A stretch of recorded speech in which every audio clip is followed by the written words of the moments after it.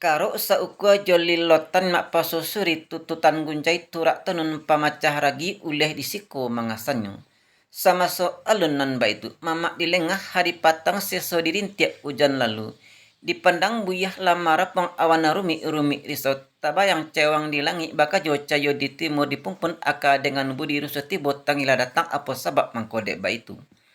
Nanyo untong tulak labari mak nanyo barih tagak lah untuang. Garak dahulu lah mak imbau dek rumi panggilan untuang. Lalu bakayu halas sakali. Mulunyo badan kabalai ya mak sama mancinto tanah tapi. Lah nyatu di dalam kandungan niat apa sabab mangko dek baitu. Dek laku kutiko limo dek tingkah galah salapan bariak budina kodo taserak katangah lain untuanan alun takatokan. Iyo juo bakato orang lah pentang budi jol limbago nam paham kato adat tuah ko dapet desa kato mak celaku ko dapet dek basilang. Niat di hati na sangat gadang.